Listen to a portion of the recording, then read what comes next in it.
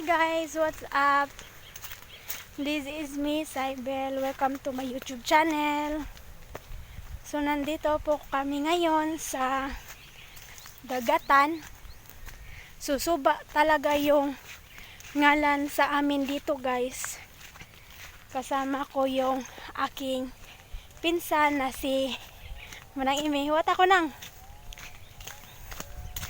Yan, nasa unahan kasi siya. So yan po yung aking pinsan. So madami kaming kukunin ngayon dito, katulad ng tuway, tudlo dato, bagungon, at saka mga shell na nandito sa dagat.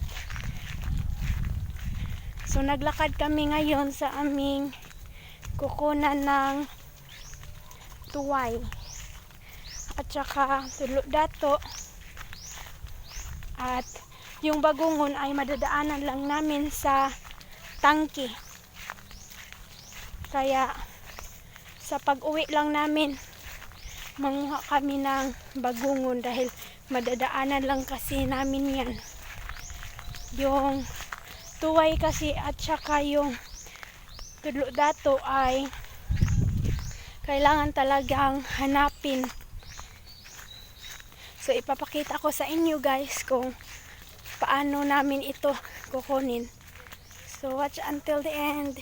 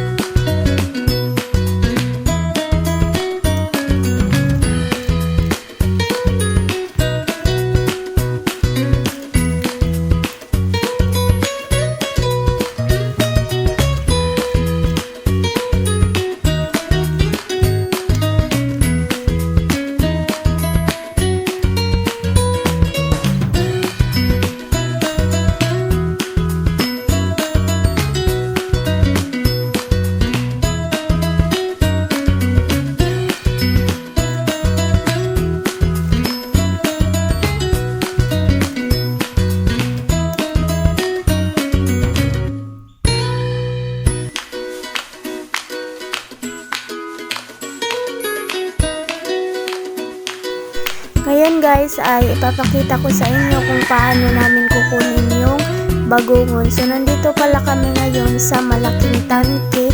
Hindi ko po alam kung kanino itong tangke at marami po itong bagungon. So yung kasama ko na si Manang Imi ay nag-start ng nanguha ng bagungon. So yung bagungon guys ay ito yung itsura. Plain po siya na malaki. Dahil may iba kasing bagungon nga kunot-kunot at saka yung kunot-kunot niya na shell ay mapait yun na klase na bagungon. So yung mga plain lang yung bagungon na aking kinukuha para hindi yun mapait. So madali lang itong kunin guys dahil mamili ka lang kung ano yung kukunin mo, malaki or maliit at saka plain lang yung itsura ng bagungon. Malapit na kasi kami umuwi kaya nanguha na kami ng bagungon dahil nadadaanan namin kasi ito.